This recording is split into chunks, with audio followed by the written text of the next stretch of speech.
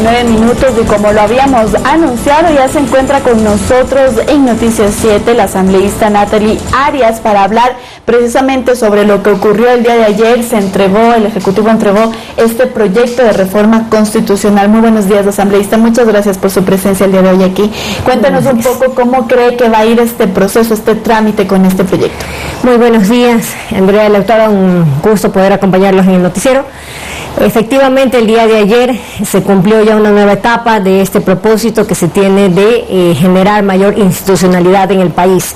Lo menciono porque recordemos que esta parte en particular era a su vez también se desprendía de las preguntas que inicialmente presentara el Ejecutivo para efectos de la consulta popular. Sin embargo, la Corte más bien indicó que esto ameritaba una reforma constitucional parcial y por lo tanto es en razón de eso es que el día de ayer el presidente remitió ya el documento para iniciar el trámite dentro de la Asamblea. Con estas discrepancias que ha habido dentro del legislativo, ¿usted cree que con todos los procesos que durarán entre 4 o 5 meses, yo esperaría, se consigan 92 votos para apoyar a este proyecto de reforma asambleísta? Ayer, frente a miles de ecuatorianos, eso fue justamente el pedido del presidente Lasso, para efectos de que esto pueda tramitarse en el menor tiempo posible, respetando naturalmente los plazos de ley.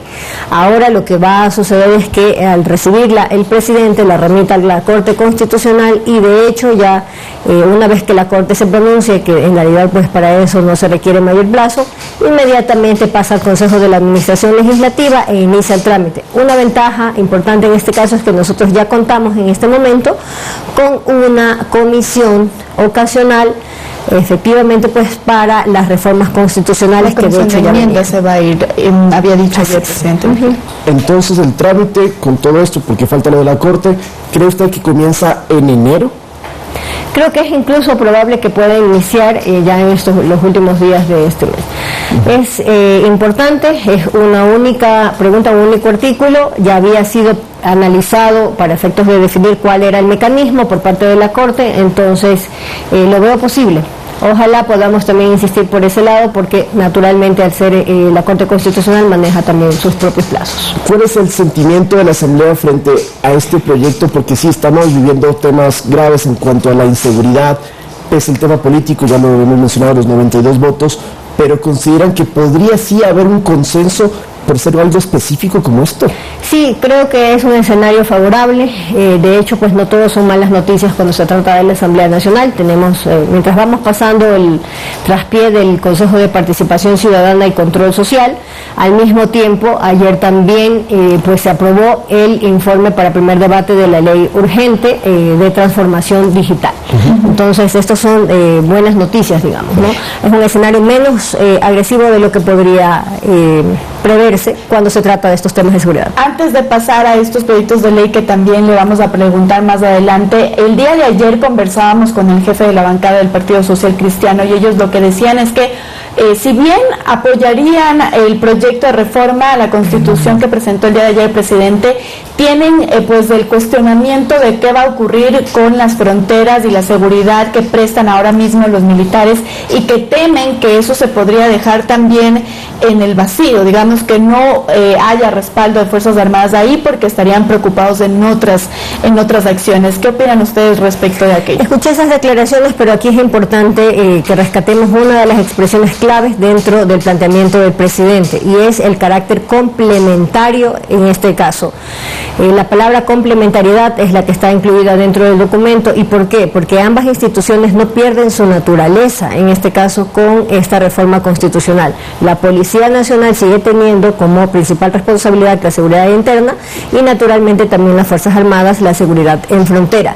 Ojo que cuando estamos hablando de la lucha frontal, de la violencia generada a propósito de la lucha contra el narcotráfico, es natural que en este caso pues exista una preocupación en ese sentido, pero estamos hablando que naturalmente se necesita reforzar el trabajo en fronteras para a su vez también pues evitar que más bien ya dentro del territorio nacional se presente pues por ejemplo tráfico de armas o en este caso de drogas.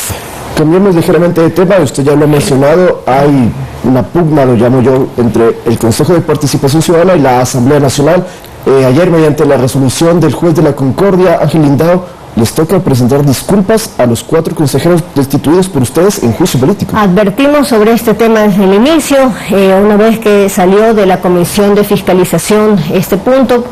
En realidad, el planteamiento que sosteníamos en ese momento es que debían tal vez enjuiciarse todos, pero no, el propósito original era retirar pues una llamada, mayoría entre comillas, tengo que mencionarlo, afín al gobierno. Entonces, como ese era el propósito, en el camino pues se fueron dando varios tropiezos. El principal de ellos es que en el momento en que se produce la destitución, inmediatamente se activan algunos mecanismos, garantías constitucionales que son válidas para cualquier ecuatoriano y que en este caso debieron haber detenido a la Asamblea Nacional en este punto. No debió haberse continuado con la posesión de los siguientes suplentes. Me parecería que la Asamblea, bueno, hasta hace unos días no reconoce a Ardan Ulloa ni a los demás destituidos.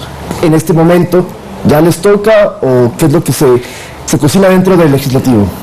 Efectivamente, lo primero que había que, esto es sumamente claro. ¿Qué es lo que tenía que suceder en este caso? Era esperar el pronunciamiento de parte de la justicia, porque podríamos tener abundantes reparos con respecto a si esto es la forma adecuada de poder gestionar las garantías constitucionales. Sin embargo, en este momento están vigentes de esa forma, dentro de la ley, dentro de la Constitución y las leyes, en este caso específicamente de la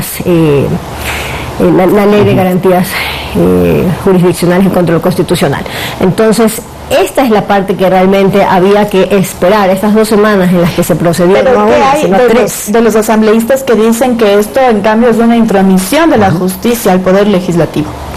Pero imagínense si también nosotros tuviéramos esa postura permanentemente, no hubiéramos tampoco escuchado, dado oídos a otro tipo de planteamientos que también nos vienen de parte de la justicia. Hay una interrelación entre las distintas funciones del Estado y por supuesto que hay que respetar los límites de cada una. Entonces, ¿usted cree que la Asamblea quedó mal con todo esto que pasó? Naturalmente, pues.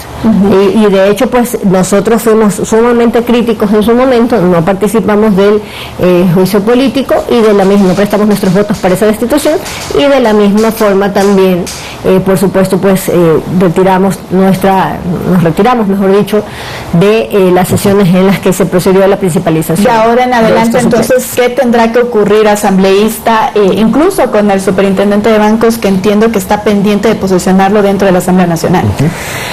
Todas las acciones que hubieran tomado en este caso los suplentes principalizados, de hecho pues podrían haber entrado en carácter de nulidad. Entonces hay que entender que lo actuado durante estos días pues sería válido en este caso y hay que proceder con esa parte.